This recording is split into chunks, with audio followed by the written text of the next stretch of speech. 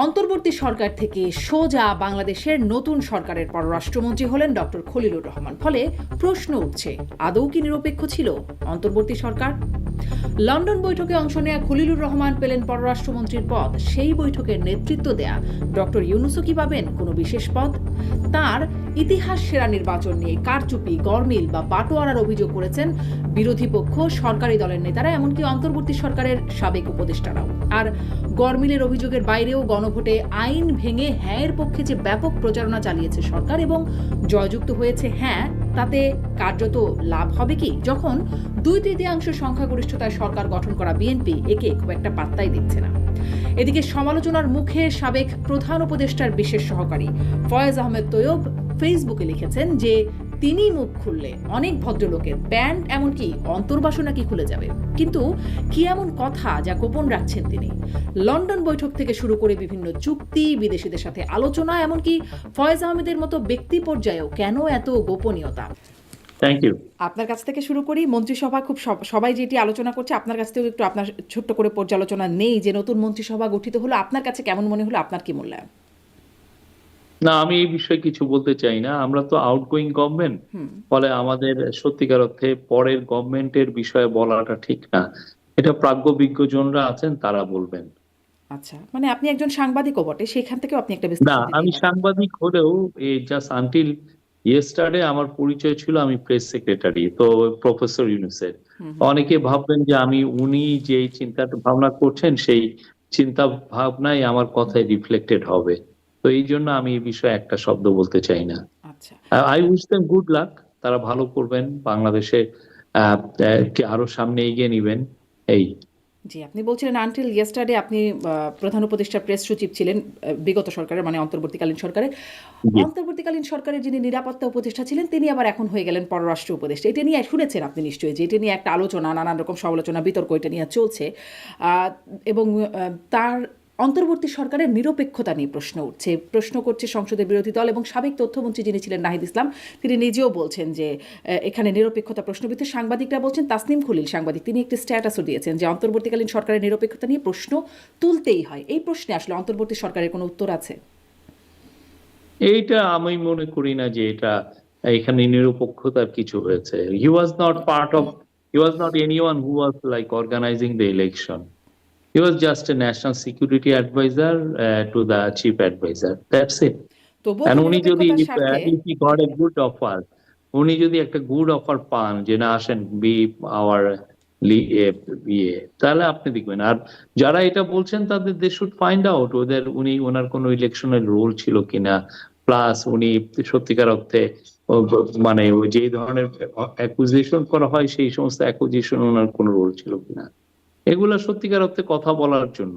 কিন্তু নিরপেক্ষতার স্বার্থেই তো বিএনপি মাহফুজ। ওনাকে অফার দিয়েছে and he thought okay it's fantastic I can join them, that's it.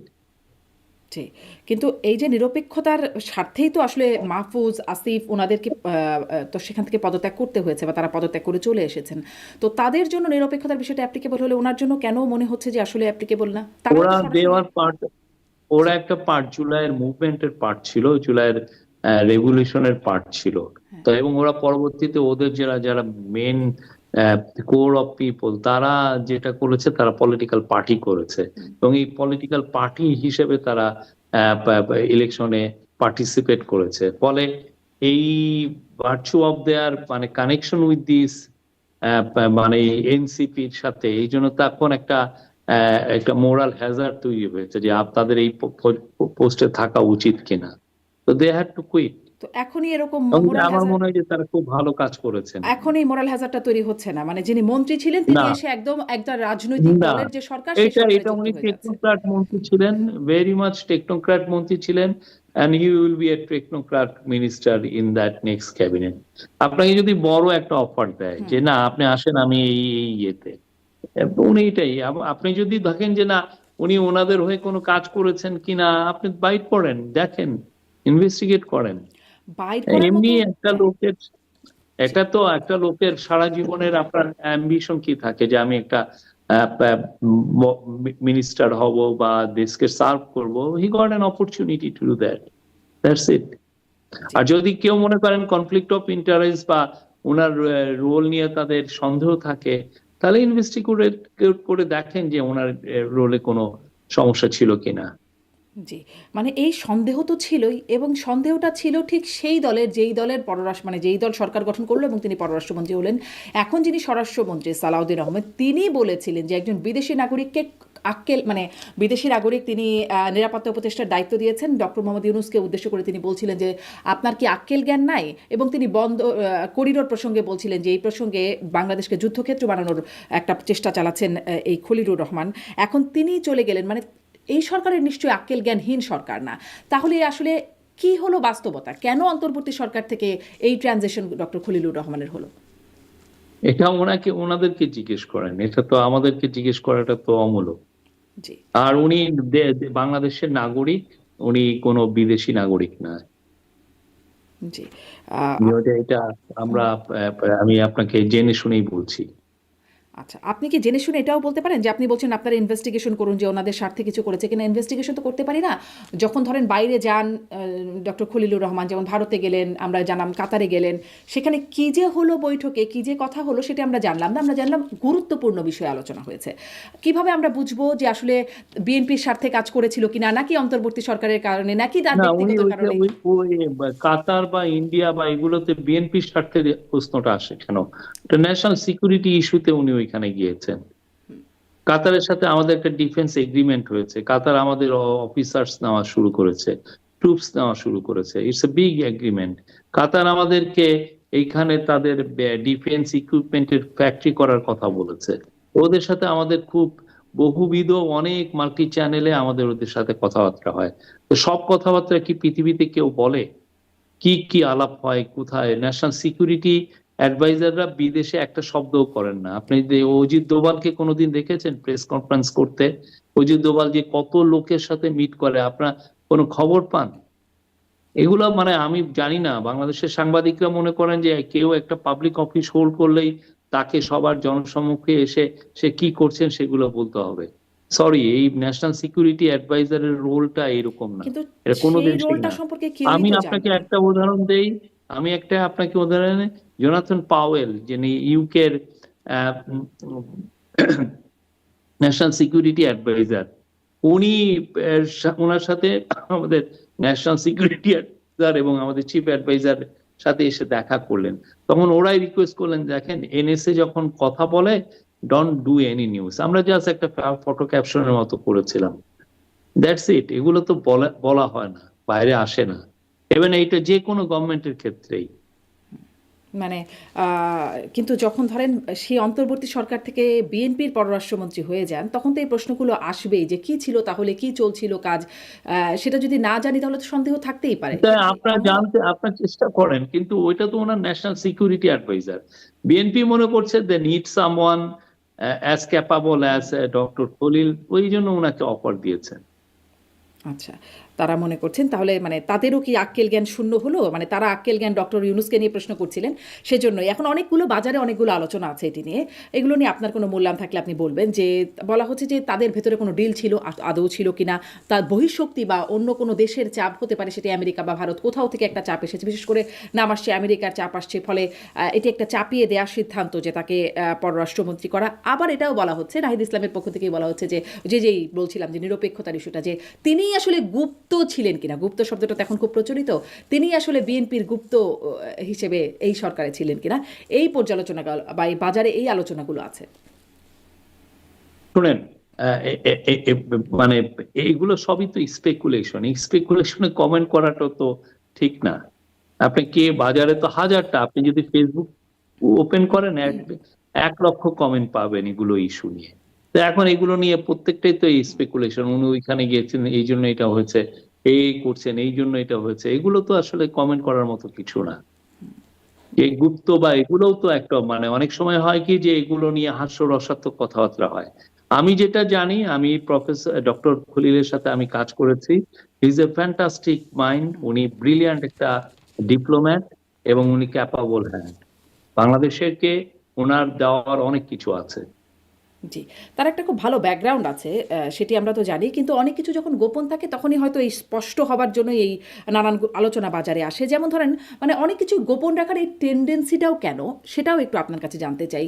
আপনার সহকর্মী ফয়েজ আহমেদ তৈয়ব, তিনি যখন নির্বাচনের ঠিক একদিন পরেই চলে গেলেন, তখনও তাকে নিয়ে অনেক আলোচনা উঠলো যে তিনি মানে সমালোচনা হলো। তখন তিনি তার জবাব দিলেন এভাবে যে তিনি মুখ খুললে নাকি বহু ভদ্রলোকের প্যান্ট খুলে যাবে, এমনকি নাকি অন্তর্বাসও খসে পড়বে, এরকম বক্তব্য বলছিলেন, যে হিসাব করে তার সাথে পাঙ্গা নেবার কথা তিনি বলছেন। মানে এখানেও গোপন কি আছে বা কি থাকতে পারে যেটা বললে আসলে এই অবস্থা হয়ে যাবে, প্যান্ট খুলে যাবে, এরকম অবস্থা হবে, কি আছে? না, এটা ওনাকে যেই ধরনের ওনাকে অ্যাটাক করা হয়েছে, যে অভদ্র, যে ভয়ানক ল্যাঙ্গুয়েজে করা হয়েছে, এটা তো যে কোনো মানুষের পক্ষেই আসলে নিজেকে ঠিক রাখা ঠিক না। এটা একটা খুবই কষ্টকর একটা বিষয়। তো উনি যথেষ্ট দৃঢ়তা নিয়ে, যথেষ্ট প্রজ্ঞা নিয়ে, যথেষ্ট, আমি বলবো যে সিনসিয়ারিটির সাথে উনি ওনার রোল প্লে করেছেন। ওনার কাজগুলো খুবই আপনাদের সবার সম্মুখে আছে। ওনার কাজগুলো যেগুলো যেগুলো উনি হাত দিয়েছেন, ডেটা প্রোটেকশন ল করেছেন, উনি সার্ভেলেন্সের উপরে নতুন নীতিমালা করেছেন, উনি ডাকঘরের উপরে সেই 1898 সালে ডাকঘর আইনটাকে চেঞ্জ করে ওটাকে যুগোপযোগী করেছেন। এমন কোনো জায়গায় নাই যে উনি হাত দেন। নিউ টেলিকমস ল করেছেন। তা আপনারা দেখেন উনি কি did he make a mistake? তার এই যে কাজগুলো কতটা জাতির জন্য ক্রুশিয়াল ছিল। উনি খুবই, আমি তো মনে করি উনি খুবই, এবং উনি যেটা আমরা প্রতি বছর প্রচুর রেভিনিউ হারাই। এই ইলিগাল একটা সিন্ডিকেট বাইরে থেকে মোবাইল নিয়ে আসে, চুরির মোবাইল, বা আপনার আমার মোবাইল চুরি হয়ে এই সিন্ডিকেটের কাছে চলে যায়। তো এইটাকে উনি খর্ব করতে চেয়েছেন। খর্ব করার জন্য উনি এই যে নিয়ার, যেটা একটা নিউ একটা এইটা উনি এনফোর্স করতে চেয়েছেন, এবং এই এনফোর্স করার ফলে যেটা হতো সেটা হচ্ছে যে আমরা আমাদের রেভিনিউ পেতাম। আমরা এই খাতের থেকে যে পরিমাণ রেভিনিউ পাওয়ার কথা আমরা পাই না। এবং বাংলাদেশের একটা সবচেয়ে বড়, যে কোনো গভর্নমেন্টের জন্য, সেটা আমাদের গভর্নমেন্টের সময়ও ছিল, আমাদের পূর্ববর্তী গভর্নমেন্টেরও সময় ছিল, এবং সামনের গভর্নমেন্টের জন্য একটা বড় চ্যালেঞ্জ হচ্ছে রেভিনিউ জেনারেট করা। আমরা এত কম রেভিনিউ জেনারেট করি। হ্যাঁ, তো ফয়েজ আহমেদ সেখানে খুব বড় ভূমিকা পালন করেছেন। তো ওনাকে যদি এই ধরনের কথা ফেস করতে হয়, আমি তো দেখেছি উনি শুক্রবার নাই, শনিবার নাই, প্রতিদিন এসে কাজ করছেন প্রত্যেকটা ইস্যুতে ওনার। ইভেন এই যে ইলেকশনটা যে সুন্দর পিসফুল হলো, এবং টেকনোলজিতে যে আমরা খুব এক ধরনের খুব পারদর্শিতা দেখাতে পারলাম এই ম্যানেজমেন্টের, এই ওনার রোল ছিল। He played a big role. জি, এগুলো না করে একটা গ্রুপ হচ্ছে যে ওনার নামে উনি নেদারল্যান্ডে চলে গিয়েছেন। সেটা আপনি যদি নেদারল্যান্ডে আপনি দেখেন যে উনি কোনো চুরি করেছেন কিনা, জি। উনি কোনো আচ্ছা, পাওয়ার উনি ভালো অ্যাবিউজ কাজ করেছেন, করেছেন কিন্তু কিনা। উনি কার স্বার্থে, কার মানে তিনি মুখ বন্ধ রাখছেন? মানে তিনি যে বলছেন যে তিনি মুখ খুললে অনেকের মানে প্যান্ট খুলে যাবে, না, ওনাকে এটা কেন? ওনাকে পার্সোনালি যেইভাবে অ্যাটাক করা হয়েছে, অনেস্টলি আমারও যদি অ্যাটাক করতো আমি কতটুকু ঠিক থাকতাম আমি জানি না। এইভাবে কেউ ইয়ে করে না। এটা খুবই ভয়ানক একটা ইয়ে, এটা ঠিক না। আপনাকেও আপনি অনেক মানে অ্যাটাক করে। ফ্রিডম অফ প্রেস অনেক কিছু মানুষকে অ্যালাউ করে, কিন্তু আপনি যেইভাবে তাকে অ্যাটাক করা হচ্ছে, ইজ এ জেন্টলম্যান। উনি সেই অনুযায়ী উনি এই কথাগুলো বলেছেন। মানে কথাগুলোর তো সত্যতা আছে নাকি নাই? এখন ওনার কথার সত্যতা আছে কি না আছে কি, এটা তো আপনারা দেখবেন। You are the journalist, you are the people too, না, মানে আমরা তো তাদেরকে আসলে জানি না, কারণ ওনাকে মুখ এরকম না খুললে তো আর আমরা জানতে পারবো না। তিনি বলছেন মুখ খুললে প্যান্ট খুলে যাবে। এখন মুখ না খুললে আমরা অন্তর্জামী তো আর হতে পারবো না। আপনারা এটা বরং এটা পাশের ওনার। কাছের মানুষ, সহকর্মী, এই যে অনেক কিছু জেনেছেন, তিনি যে জেন্টলম্যান, এই মানে ব্যাখ্যাটাও আপনি দিতে আমি পারছেন। আমি আমি নিজেকে মনে করি যে হি ওয়াজ এ ফ্যান্টাস্টিক, উনি খুব দেশপ্রেমিক একজন মানুষ, সৎ মানুষ। যতটুকু আমি জানি, আপনারা ইনভেস্টিগেট করে আরো জানতে পারবেন যে এটা কতটা আমার জানাটা ঠিক না বেঠিক। এবং আমি প্রাউড যে আমি ওনার সাথে কাজ করতে পেরেছি অনেকদিন। জি, এই যে আপনি বলছেন যে খুব নির্বাচনের প্রসঙ্গটা বলছিলেন, খুব পিসফুল একটা নির্বাচন হলো। ডক্টর মোহাম্মদ ইউনূসও প্রতিশ্রুতি দিয়েছিলেন শতাব্দী সেরা, ইতিহাস সেরা নির্বাচন করবেন, ভালো নির্বাচন। কিন্তু সেই নির্বাচনটি নিয়ে ধরুন সাবেক তথ্য উপদেষ্টা মাহফুজ আলম তিনি বলছেন বাটোয়ারা নির্বাচন। তারপরে যিনি তথ্য উপদেষ্টা হলেন নাহিদ ইসলাম, তিনি বলছেন যে কিছু আসনে টার্গেট করে তাদের প্রার্থীদের হারিয়ে দেওয়া হয়েছে। এই গেল বিরোধী পক্ষের কথা। জামাতের আমিরও কারচুপির কথা বলেছেন। আবার সরকারি দলে যারা আছেন, নীলোফার চৌধুরী মনি একটি আয়োজনে গিয়ে বলছেন একদম আসন ধরে ধরে, যেমন জামাত জামাতের আমিরের ঢাকা 15 আসন, সেখানে মিল্টনকে কোরবানি দেওয়া হয়েছে, আমিনুল কাইয়ুম তাদের কথা বলছেন যে তাদেরকে হারিয়ে দেয়া হয়েছে। মানে এই রকম নির্বাচন কি আসলে হলো, বাটোয়ারার নির্বাচন, যেটি মাহফুজ আলম বলছেন বা নাহিদ বলছেন? আমাদের দেশের ইলেকশনের যে পোস্ট ইলেকশনের যে একসেপ্টেন্সের সংস্কৃতিটা তৈরি হয়নি, এটা তৈরি হলে এগুলো থাকবে না। এই ওয়ার অফ ওয়ার্ডস থাকে, বাট জেনারেলি এই এমন একটা নির্বাচন হয়েছে, এটার একসেপ্টেন্স লেভেল এত হাই, এটা আনবিলিভেবল, আনপ্রেসিডেন্টেড একটা ইলেকশন হয়েছে বাংলাদেশের জন্য, একটা হিস্টোরিক একটা ইলেকশন হয়েছে। কোন আপনি যদি ইউরোপিয়ান ইউনিয়নের কোন ইলেকশন যদি মনিটর করে, আপনি দেখেন তারা কোন শব্দগুলো লেখে বা কমনওয়েলথ কি রাখে, আপনি ওদের দেখেছেন ইফিউসিভলিতে তারা প্লেস করেছে। তো এখন কেউ পোস্ট ইলেকশনে কে কোথায় গিয়ে করলো, মূল জিনিস হচ্ছে তারা একসেপ্ট করেছে, তারা সংসদে যে তারা আহ ওই শপথ নিয়েছে এবং এভরিথিং ইজ ফাইন। এটা কথার চালাচালি এগুলো হয়। বাংলাদেশের ওই সংস্কৃতিটা গড়ে উঠে নাই যে আমি হারলাম, হেলে গ্রেসফুলি আমি একসেপ্ট করলাম ডিফিট, দেন আমি আবার আমার কাজে ফিরে যাচ্ছি। এরকম এখনো হয় না, সামনে হবে ইনশাল্লাহ। জি, মানে ইতিহাসের সবার সমর্থনে ডক্টর ইউনূস যেই নির্বাচন করলেন, সেটিও আসলে কেউ মানে সরকারের মধ্যে যারা ছিলেন তারাও, আগে যারা ছিলেন এখন নাই, তারাও কেউ, মানছে না। আপনি যদি বলেন যে কেউ একসেপ্ট করেনি, এটা ভুল না, বলা কেউ হবে। বলছি না, বিরোধী পক্ষের মধ্যে মানছে না, তারা না হয় মানলে সরকারের বিরোধী পক্ষের মধ্যে পক্ষ, থেকে বলছে। যে পক্ষ, সবাই খুব ভালোভাবে একসেপ্ট করেছেন। সবাই বলেছেন এটা free, fair, peaceful, festive, participatory election হয়েছে এবং এভরিওয়ান অ্যাকসেপ্টেড ইট। এবং দেখেন খুব কত দ্রুত এখানে হলো, কি যেন শপথ হলো, একদম কেউ একদম। কিন্তু ওয়েটই করেননি। জি, একদমই, মানে ইলেকশন ভালো হয়েছে কিন্তু ফলাফলে কারচুপি হয়েছে, এরকম অভিযোগ উঠছে। কেন ধরেন, ফলাফলে কারচুপি হবে কেন? আচ্ছা, গণভোটের প্রসঙ্গে। ইলেকশন তো, ফলাফল তো ইলেকশনেরই পার্ট নাকি? জি কি বলেন আপনি? জি, আমি আসলে বলছিলাম, আমি বিভিন্ন জনকে রেফার করছিলাম যে তারা আসলে কি এই কি বলছেন। বিভিন্ন জনটা কে? এটা কি আওয়ামী লীগের দালাল না নাকি না না, কে? আমি তো বললাম, বিভিন্ন জনটা তো মাহফুজ আমরা আলম দেখছি না। বলেছেন, নাহিদ ইসলাম না, বলেছেন, জামাতের মাহফুজ আমির আলম কি বলেছেন, বললেন? বিএনপির মাহফুজ একজন আলম, বলেছেন। শোনেন, মাহফুজ আলম ইলেকশন করেননি। Mahfuz Alam played a big role in July, কিন্তু মাহফুজ আলম ইলেকশন করেননি বলে উনি এক ধরনের লেফট বিহাইন্ড হয়ে গেছেন। এখন উনি যদি ইলেকশনে থাকতেন হয়তো বা এই কথাগুলো বলতেন না। এখন ওনার কথা সত্যিকার অর্থে সবাই ইলেকশন মুখী ছিল, উনি না ইলেকশন মুখী না থেকে উনি একটা স্পেস তৈরি করতে চাচ্ছেন, মানে ওনার এক ধরনের নিজের জন্য স্পেস তৈরি করবেন। বাট ইলেকশন এমন একটা জিনিস, আপনি ইলেকশনে পার্টিসিপেট করবেন না, you will be thrown out, কিছু করার নাই। জি that's what happen in the past. জি, কিন্তু আরও যে প্রশ্নগুলো আছে ধরেন ইলেকশন সম্পর্কে, ভোটের হার, ভোট কত পড়েছে সেটি সেদিনই জানানো হয় বা সাথে সাথেই, ভোট শেষ হওয়ার সাথে সাথে আমরা জেনে যাই। মাঝে মাঝেও জানি যে এতক্ষণ পর্যন্ত এতটা ভোট পড়েছে, তেমনটা জানছিলামও। কিন্তু সবশেষ ভোট শেষ হওয়ার পরে জানানো হলো না সাথে সাথে যে কত শতাংশ ভোট পড়েছে। পরের দিন, মানে রাত পুড়িয়ে গেল, পরের দিন দুপুরের আগে আগে জানিয়ে দেওয়া হলো যে ভোটের কত শতাংশ ভোট পড়েছে। এই দেরিটা কেন হলো? এই দেরি নিয়ে যেমন একটা সন্দেহ হয়েছে, সেই সন্দেহ ইলেকশন কমিশন স্পষ্ট করে নাই। তারপরে ধরেন গণভোটের প্রসঙ্গে কয়েকটা আসনে বেশ অনিয়মের ব্যাপারে বিজনেস স্ট্যান্ডার্ড সহ কয়েকটা জায়গায় খবর আসছে যে রাজশাহী 4 আসনে 244.244.295% আপনি ভোট তো পড়েছে। আপনি এটাই তো আপনাদের একটা সমস্যা হচ্ছে, আপনি নিউজটা পড়েন, নিউজটার পরে যে ডিসক্লেইমার বা এই নিউজটাকে যখন ক্লারিফিকেশন দেওয়া হয় ইলেকশন কমিশনের, ওইটা পড়েন না। আপনার ওইটার মাথার মধ্যে নিয়েছে 244%, ওইটা যে একটা টাইপোগ্রাফিক্যাল এররের থেকে হয়েছে, এটা আপনারা দেখছেন না। ওইখানের যে রিপোর্টার খুবই চালাকি করেছে, এখানে রিপোর্টারের উচিত ছিল, আপনি যখনই দেখলেন যে এই এররটা এখানে আছে, তখন রিপোর্টারের কাজ কি ছিল? সেই ইলেকশন যে রিটার্নিং অফিসার, তাকে ফোন দেওয়া। এই রিপোর্টারের কাজ ছিল সেই ইলেকশন কমিশনের ফোন দেওয়ার। সে কনভেনিয়েন্টলি এদের কাউকে না ফোন দিয়ে রিপোর্ট করে দিয়েছে। তা আপনি যারা এই ইলেকশনটা ম্যানেজ করলেন, যারা ইলেকশনটা ওভারসি করলেন, তাকে আপনি ফোন না দিয়ে আপনি রিপোর্টটা করে দিয়েছেন উইদাউট এনি সোর্সিং। তো এটা তো রিপোর্টই না, এটা এক ধরনের হচ্ছে যে দুষ্ট চক্রে না, বাঁধা ধরেন রিপোর্ট। যদি টাইপে এরর তো থাকে এই সেটা তো এই নির্বাচন রিপোর্ট কমিশনের দিয়ে দায়। আপনি আমরা ইলেকশন কমিশনের তরফ থেকে আমরা বলেছি যে এটা একটা টাইপোগ্রাফিক্যাল এরর। প্রথম যেই ডেটাটা জেনারেট হয়েছিল, সেখানে স্পষ্টভাবে লেখা আছে এইখানে 2টা 2 হবে, কিন্তু পরবর্তীতে এইখানে এসে এটা 3টা 2 হয়ে গেছে। That's the problem. এখন এই জিনিসগুলো সত্যিকার অর্থে বাংলাদেশের জার্নালিজমটা এখনো সেই জায়গায় পৌঁছায় নাই, যেই ধরনের লেভেল অফ সফিস্টিকেশন লাগে। তারা হঠাৎ একটু দেখলে ভাই এই একটা পেলাম আমি, এই ইউরেকা মোমেন্ট এসে পড়ে তার মধ্যে। তো কি সেরকমটা মানে দ্বিগুণেরও বেশি আর ভোট কি জন্য বলছিলেন আপনি এইখানে?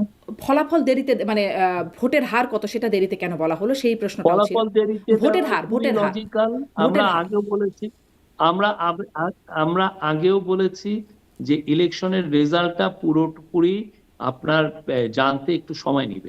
কারণ এখানে আপনার প্রায় 12 লক্ষ আপনার পোস্টাল ব্যালট পড়েছে। এগুলো তো কাউন্টিং এ একটু সময় লাগে। আপনি ইয়েটা জি ছিঁড়বেন, আমি তারপরে এটা কাউন্ট ভোটের করবেন। হারের কথা বলছি, তো সেটাই তো সাথে এইগুলো সাথে করার জানা যায়। কারণে এবং এই পোস্টাল ব্যালটের কারণে 1 বা 2টি আসনে রেজাল্টও চেঞ্জ হয়ে গেছে।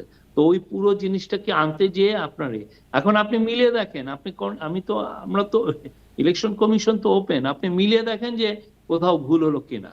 এটা তো আওয়ামী লীগের মতো না যে হঠাৎ করে 28 থেকে 40-এ চলে গেলাম বা 4 থেকে 28 বানায় ফেললাম এবং কেউ বলার মতো কেউ নাই। সেটাই তো বানালেন যে না, সেটা আমরা বুঝবো কি করে? সাথে সাথে তো সেটার ফলাফলের জন্য আপনার পুরো ইলেকশন পুরো রেজাল্ট গুলো ইজ আউট দেয়ার, আপনারা হিসাব করে দেখেন। হ্যাঁ, আর যদি আমরা চুরি করতাম তাহলে তো 80% দেখানো যেত। কি বলেন এগুলো? মানে অল্প চুরি বলে কিছু নাই, যদি চুরি করতেন তত বেশিই করতেন। না না, এটা এটা এটা এটা পারফেক্ট। আপনি যে কেউ এখন ডেটা নিতে পারে, নিয়ে আবার নিজেরা রিকাউন্ট করতে পারে যে না ওকে তাহলে কি হলো ওইটাতে আমাকে একটু বুঝিয়ে বলেন, যদি আমি ওইটা মানে দেখতে না পাই, যেটা আপনি বলছিলেন। আপনি একটু বলবেন যে রাজশাহী 4 আসনের ঘটনা কি? বিজনেস স্ট্যান্ডার্ড বলছে যে মোট ভোটার 3,19,909 জন, কিন্তু সেখানে ভোট কাস্ট দেখানো হয়েছে 7,81,523 জন। ওইখানে মেইন যে জিনিস না ভোট যেটা পড়েছে সেটা 6,62,200 কত জন দেখবেন। সেই জায়গাটায় এটা হওয়ার উচিত ছিল 62,000।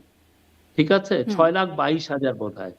এখানে হয়ে গেছে এটা 6 লাখ, এটা 62,000-এর জায়গায় 6,22,000 সামথিং হয়ে গেছে। এইখান থেকে হলো সমস্যাটা তৈরি হয়েছে। ভিতরে যে 2টা 2 থাকার কথা ছিল, এইখানে এসে আর একটা 2 অ্যাড হয়েছে। এটা টাইপোগ্রাফিক্যাল এরর। কিন্তু যেই জায়গাটায় যিনি রিটার্নিং অফিসার যেই শিটে সাইন করেছেন, দ্যাট ওয়াজ কোয়াইট ওকে, ওইখানে একদম পারফেক্ট ছিল।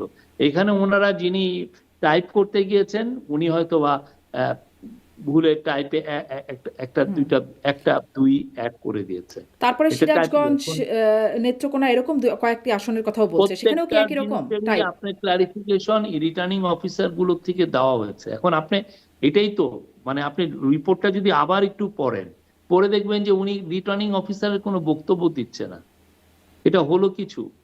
আমি বলতেছি শফিকুল আলম এই কথাটা বলেছে, আর শফিকুল আলম আদৌ এই কথাটা বলেছে কিনা এটা তো আপনার ফেসবুক পোস্টে লেখা আছে, তাহলে তো আমি আপনাকে কোট করবই যে আপনি বলেছেন। নির্বাচন কমিশনে যদি বলা থাকে এটা হয়েছে, তাহলে তো আমি সেটা কোট করবই না। যেটা হয়েছে। আপনার এখানে তো ফার্দার আবার জিজ্ঞাসা করব। এই জার্নালিজমটা তো খুব ইজি একটা জার্নালিজম।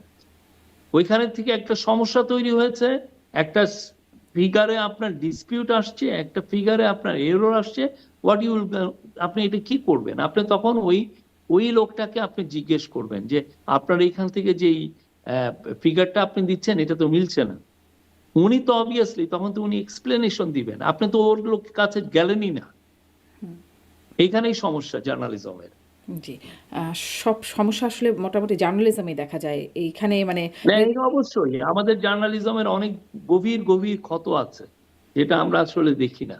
জি, আপনি নিজেও একজন সাংবাদিক ছিলেন এবং নতুন করে আপনাকে শুভকামনাও জানিয়ে রাখি যে আমি খুব প্রাউড সাংবাদিক। আমি অনেক কষ্ট করে এক বিদেশিদের সাথে কাজ করে যা শিকার শিখেছি। বাট আমি এইখানে এসে যখন গভর্নমেন্টে আসলাম দেখলাম যে জার্নালিজমে প্রচুর ভুল রিপোর্ট হয় এবং জার্নালিস্টরা এটা কারেক্ট করেন না। আপনি নিউ ইয়র্ক টাইমস, আপনি তো নিউ ইয়র্কে থাকেন, নিউ ইয়র্ক টাইমসে দেখবেন যে ওরা একটা ওই যেগুলো যে প্রতিদিন যেগুলো মিস্টেক হয়, এরর হয়, ওইটার জন্য একটা স্পেস রেখে দেয় যে না আমি কালকে এটা ভুল করেছি, এই আমার মিস্টেক ছিল, সেইখানে একটা ডেডিকেট করে ফেলে। অনেক ক্ষেত্রে তারা যেটা করে, আমি একটা ফিগারও দেখেছি 1909 সালে একটা ভুল হয়েছিল, ওই ভুলটা এই 100 বছর পরে তারা কারেক্ট করে যে না ওইটা আমাদের ভুল ছিল। এটা তো একটা জার্নালিজমের নিয়ম। আমি সব জানবো না, আমি ভুল করতেই পারি, এন্ড দ্যাটস কোয়াইট ন্যাচারাল। তো আপনি স্বীকার করেন না কেন? এই স্বীকার করাটা আমাদের মধ্যে আসে না। জি, আপনি যেমন মানে অন্তর্বর্তীকালীন সরকারের সফলতার ব্যাপারে বলছেন 90% সফল, আপনি কোনো ব্যর্থতা দেখেন না। জার্নালিস্টরা দেখে। আপনি যখন জার্নালিস্ট হিসেবে কাজ করবেন তখন কি আপনি ব্যর্থতা দেখবেন নাকি তখনও আপনি আসলে কোনো ব্যর্থতা দেখবেন না? আমি তো এই গভর্নমেন্টের সাথে ওতপ্রোতভাবে জড়িত, ফলে আমার কখনোই নিউট্রাল পজিশনটা এখানে দেখার কোনো সুযোগই নাই। আমি কিভাবে দেখবো? আমি তো জার্নালিস্ট ছিলাম না 18 মাস। আমি তার গভর্নমেন্টের আগেও কি একজন ছিলেন? যেমন আপনি আওয়ামী লীগ সরকারের ঘোর বিরোধী। তখনও ছিলেন, মানে তার কাজকর্মতে আপনি খুবই আপত্তি জানিয়েছেন। তখনও কি তাহলে আপনি নিউট্রাল ছিলেন? আমি তখন নিউট্রাল ছিলাম। আপনি আমার পুরো এফপির 20 বছরের জার্নালিজম ধরে টান দেন, দেখেন আমি কোন শব্দ ইউজ করেছি। আমি পার্সোনাল লাইফে আমি কি কোথায়, আপনি শারমিন চৌধুরী পার্সোনাল লাইফে কাকে আপনি সাপোর্ট করেন, এটা ভেরি মাচ ইয়োর অ্যাফেয়ার্স। নিশ্চয়ই। কিন্তু আপনি ওইটা আপনার জার্নালিজমে নিয়ে আসা ঠিক না। আপনি আমার রিপোর্টে 20 বছরের এফপি রিপোর্ট টান দিয়ে দেখেন এখন না যখন আপনি কোথায় আবার আমি। জার্নালিজমে যাচ্ছেন, হ্যাঁ, তখনও কি আপনি আর নিউট্রাল জার্নালিজমটা করতে পারবেন? যেহেতু আপনি এই আপনি অন্তর্বর্তী দেখবেন, সরকারের পার্ট হলেন। আপনি দেখবেন, আপনি তো আমি কি মুখে কি বললাম তার চেয়ে আমি যে রিপোর্টটা প্রডিউস করছি সেটা আপনি দেখে তো আমাকে জাজ করবেন। আমি মুখে কি বলছি বা আমি কোথায় কি ছিলাম, আমার ব্যাকগ্রাউন্ড কি ছিল, সেগুলো দিয়ে তো প্রমাণ করার কিছু নাই। হুম। আপনি তো দেখবেন আমার প্রোডাক্টটা কি হচ্ছে। আমার প্রোডাক্টের উপরে আপনি আমাকে ইয়ে দিবেন, সার্টিফিকেট দিবেন। তার মানে যখন অন্তর্বর্তীকালীন সরকারে ছিলেন তখন আপনি বলছেন তখন তো আপনার আপনার একটা মানে বায়াসনেস ছিল সেখানে। মানে আপনাকে কি সেই আমি অবশ্যই গভর্নমেন্টকে রিপ্রেজেন্ট করি, হ্যাঁ, আমি চিফ অ্যাডভাইজার স্পোকসম্যান ছিলাম। তো অবশ্যই আমি তো আমার গভর্নমেন্টকে ডিফেন্ড করব, এবং আমার গভর্নমেন্ট আমি তো সেটি সে ডিফেন্ড এখনো করার জন্য মনে যেটি করি। সেটা মানে অসত্য হয় তবুও কি সেটা আপনারা করতে পেরেছেন না, বা করেছেন? অসত্য আমি ডিফেন্ড করবো কেন? আমার গভর্নমেন্ট অসত্য বা কি বা করলো যে আমার মানে ডিফেন্ড করতে হবে? যেমন ধরেন যে বিষয়গুলো নিয়ে বিভিন্ন সময় আলোচনা হয়েছে যে যখন ডক্টর ইউনূস বিদেশ যেমন বিদেশ সফরে যেতেন, যেমন গেলেন যখন কাতার সফরে, আপনারা খুবই বললেন দরকার কাতারের ছিল। আমিরের আমন্ত্রণে, কিন্তু কাতারের আমির দেখাই করলেন না, তিনি তখন নাকি বিদেশ কাতারের সফরে। প্রাইম মিনিস্টারের সাথে দেখা হয়েছে। হ্যাঁ, কাতারের আমিরের চেয়ে কাতারের প্রাইম মিনিস্টার কিন্তু পাওয়ারফুল। দাওয়াত দিলেন নাকি আপনি কাতারের আমিরের নাকি আমন্ত্রণে আপনারা গেলেন। আমির তো এটা অনেক সময় আমির দাওয়াত দেয়, কিন্তু আপনি যদি যে দেখেন যে আপনার ইয়েতে কাতারের prime minister is the most powerful man there. কি বলেন আপনি? জি, মানে না, সাধারণভাবে আমরা জানি যিনি দাওয়াত দেন তিনি সবসময় সেখানে থাকবেন আমন্ত্রণে, কিন্তু দাওয়াত দিতেই পারেন, যিনি ছিলেন না। একজন তো তারপরে ধরেন দাওয়াত আপনারা দিতেই পারেন। যুক্তরাজ্যে গেলেন, বললেন সেখানে প্রধানমন্ত্রী হয়ে দেখা হবে। সেখানে গিয়ে আপনি বললেন যে তিনি বিদেশে চলে গেছেন বা বিদেশে আছেন। আ সেখানে আমি আপনি হ্যাঁ, এই জায়গাটা আবারও আমি কারেক্ট করি, আপনি ওই পুরোটা আবার শুনেন। আমি বলেছি সম্ভবত। হুম, হুম, আমি যারা এই যে আওয়ামী লীগের যারা এটা ওই সম্ভবত হুম, জিনিসটাকে ফেলে দিয়েছে, হুম, হুম, আপনি আবার যে রিভিজিট করেন ওই ভিডিও ক্লিপে আমি বলছি সম্ভবত। এটা বলার কারণ কি? কারণ হচ্ছে যে আমি এখন বলতে পারি, কারণ হচ্ছে যে লেবারের 4 টাইমস লেবার এমপি রূপা হক এসে স্যারের সাথে প্রথম দেখা করলেন। হুম, রূপা হক এসে বললেন যে স্যার, ওই কথাবার্তা হলো যে কিয়ার স্টারমারের সাথে মিটিং হওয়া। সে তখন বলল যে মিটিং নাও হতে পারে, উনি বোধহয় ওই যে G8 না হুম, হুম। G20 মিটিং হওয়ার কথা ছিল কানাডায়, উনি সম্ভবত ওইখানে গিয়েছেন। এই হুম। টাইপের একটা কথা বললেন। আর ওইখানে তো কেউ ঘটা করে বিদেশ যায় না, হঠাৎ করে চলে যায়। তো আমরা ওইভাবে, আমি সেই জন্য বের হয়ে আমি বলেছি উনি সম্ভবত হুম। আহ, আহ, কিন্তু আপনারা বাংলাদেশ কানাডায় থেকে গিয়েছেন। যাবার উনি আগেই ভুলটা কি এটা বলছিলেন করেছেন? যে দেখা হতে পারে, তার সাথে দেখার আমি আমি বিষয়টা। এটা কি ভুলটা করলাম আপনি আমাকে বলেন না। আমি বললাম তো, আপনার অরিজিনাল ভিডিওটা একটু হ্যাঁ, দেখে হ্যাঁ, নিন। হ্যাঁ। মানে সম্ভবত আপনি বলেছেন। তো সেখানে গিয়ে তারপরে আপনারা জানছেন যে দেখা হবে কি হবে না। মানে এই ছিল তখনকার পরিস্থিতিটা। না, ওইখানে তো 2টা কারণে যাওয়া হয়েছে। একটা হচ্ছে যে অবভিয়াসলি সেইখানে তারেক রহমানের সাথে একটা আমাদের মিটিং আছে হুম, চিফ অ্যাডভাইজারে, that's one of the reason. Another reason হচ্ছে যে চিফ অ্যাডভাইজারকে কিং চার্লস একটা খুব প্রেস্টিজিয়াস একটা অ্যাওয়ার্ড দিয়েছেন, হুম। সেটার কারণে। তার মানে এর এটা বাইরে সরকারি তো সফর যে বলা অবশ্যই হলো সেটি তো ছিল না। এটা সরকারি, সরকারি তো ওরা এলিভেট করে এই সফরটাকে, এলিভেট করে ওরা। হুম। They elevated it into a government tour. আপনি জিজ্ঞেস করলেন যে ওই যে আমাদের এম্বাসি আছে, জি। হাই কমিশন তাহলে আছে আরেকটু নিউ ব্যাখ্যা লন্ডন। শুনি, যেহেতু আমরা স্পষ্ট না, তাহলে একটু জেনেই রাখি যে তাহলে আপনাদের মানে সরকারি, তারা যদি তার সরকারি সফর হয়, তাদের আমন্ত্রণ থাকে, তাহলে তো সেই খরচটাও তাদের বহন করার কথা না? এটা এটা একটা ডিপ্লোম্যাটিক একটা নিয়ম আছে, আপনি যে দেখবেন। এটা সরকারি সফর হলে কি সবাই ইয়ে করে কিনা আই ডোন্ট নো। এটা আপনি আমার মনে হয় এটা আবার মানে ইউ হ্যাভ টু মানে talk to the right people. জি, তারা সেই খরচও বহন করলেন না, তারা দেখাও ডিপ্লোম্যাটদের সাথে করলেন না, জিজ্ঞেস করবেন। দেখা করলেন শুধু তারেক রহমান। কিং চার্লসের সাথে ওনার 35 মিনিটের মিটিং হয়েছে। সেটি তো কিং সেই চার্লস তার ইজ দ্য হেড ব্যক্তিগত অফ দ্য পুরস্কার স্টেট। পেলেন কি তিনি। বলেন আপনি এটা? তিনি তো ডক্টর ইউনূস তো ব্যক্তিগত পুরস্কার। না, ওইখানে উনি 1-to-1 মিটিং হয়েছে তো। কিং চার্লসের জন্য আপনি যা দেখেন না, ট্রাম্প যা বসে থাকে কিং চার্লসের একটা অডিয়েন্স পাওয়ার জন্য। কি তারপর বলেন এগুলো? কি হলো সেই বৈঠকে? অবশ্যই ওনার সাথে দ্বিপাক্ষিক আলাপ হয়েছে অনেক কিছু। যেমন ব্রিটেনের সাথে আমরা যেই কাজগুলো নিয়ে গিয়েছি প্রত্যেকটা অ্যাচিভ হয়েছে। আপনি সাইফুজ্জামান চৌধুরীর ৩৩০টা বাড়ি ফ্রোজেন হয়ে গেছে। উনি চিফ অ্যাডভাইজার গেলেন, যাওয়ার সাথে সাথে এই অ্যানাউন্সমেন্টটা আসছে ওনার অনারে। কি বলেন? আমরা এটা ওনারা যে রেসপন্স করেছেন আমাদের এই যে টাকা যেগুলো চুরি করে নিয়ে গেছে আওয়ামী লীগের মন্ত্রী, শেখ হাসিনার পরিবারবর্গ বা তার পরিষদ বর্গ, তো প্রত্যেকটা এটার জন্য একটা মেন একজন এই যে সাইফুজ্জামান চৌধুরী, পুরো লন্ডনের উনি একদম অর্ধেক লন্ডন কেনার মতো অবস্থা ওনার। তো ওনার বাড়িগুলো সব ফ্রোজেন হয়ে গেছে। এটা কি এমনি এমনি হলো? আপনি কিছু করলেন না, চিফ অ্যাডভাইজার এটাকে সারাক্ষণ এটার পিছনে ছিলেন। তারপর আমরা জেনেছিলাম যে এই কিছু টাকাটা উদ্ধার এখন হবে। আমাদের জি, নেক্সট ধাপ হচ্ছে এই টাকাটা ফিরে এনে আসা। জি, সেটির কোনো সুরা হওয়া জি, অবশ্য হয় নাই। তারপরে ধরেন ভারতের মোদির সাথে যে সাক্ষাৎ হলো, নরেন্দ্র মোদির সাথে না, সাক্ষাৎ, এটা আপনি জানেন না। এটাই তো বললাম এটাই তো যে জানতে চাই। আপনি একটু পড়ে দেখেন যে আপনি যারা বলেন। স্টোলেন মানি যেগুলো বাইরে চলে যায় সেটা কয় বছর লাগে আনতে। জাস্ট একটু পড়ালেখা করে এসে দেখেন। জি, মিনিমাম আপনার 5 বছর লাগে মিনিমাম। জি। মানে তাহলে সেই ফিরিয়ে আনার ব্যাপারটা মানে আমরা তো খুব জোর গলায় শুনেছিলাম, ফলে আমরা ভেবেছিলাম যে হয়তো অন্তর্বর্তী সরকার পারবে সেটা ফিরিয়ে আনতে। না, আমরা প্রথম থেকে এটা বলছি যে it will take time, but আমাদের এফর্টস এর কোনো কমতি থাকবে না। আমাদের খাটুনি, আমাদের পেপার ওয়ার্ক, আমাদের যেগুলো এই এর জন্য যেগুলো কাজ ইনিশিয়েট করতে হয় সব কোনোটারই কমতি থাকবে না। হ্যাঁ, but it will take time. কোন দেশে এটা 14, 15, 20 বছর লেগে গেছে। জি, জি। কিন্তু মানে হয়তো সেই দেশগুলো লেগে গেছে, তারা সফলতা পেয়েছে বলে হয়তো সেটা বলতে পারে, আমরা বলতে পারি না। আমাদের আগের সরকারও বলতো যে না, পাচার আপনি হয়ে যে গেছে। সমস্ত দেশে টাকা জি, চলে যায় তারা তো ফেরত দিতে চায় না। জি। আপনি আগে ফ্রোজেন করা যায়, আপনি ফ্রোজেন করলেন, আরো একটা, করার পরে হ্যাঁ, যেটা লেংদি প্রসেস হচ্ছে, আপনাকে লয়ার হায়ার করতে হয়, তারা আপনাকে ইয়ে করে, তখন এক ধরনের লেংদি লিগ্যাল ব্যাটেলে যেতে হয়। জি। It takes time. একদম স্পষ্ট। মানে কথায় যত মানে বলা যত সহজ বা কথায় যতটা জোর ছিল, আসলে কাজ করার ব্যাপারটা এত সহজ না। সেটি আপনার কথা থেকে না, স্পষ্ট আমরা হলো। প্রথম থেকে এটা বলছি, আপনারা আমাদের কথাগুলো সেভাবে জোর দিয়ে ভালোভাবে শুনেন নাই। আমরা প্রথম থেকেই সবাইকে বলছি ইট উইল টেক টাইম। জি। আমি একদিনে হবে জিজ্ঞাসা না। আপনি করছিলাম যে অ্যাসার্টেন করা যায়। আ আপনি বাসায় এসে দেখলেন যে আপনার এইগুলো জিনিস চুরি হয়ে গেছে।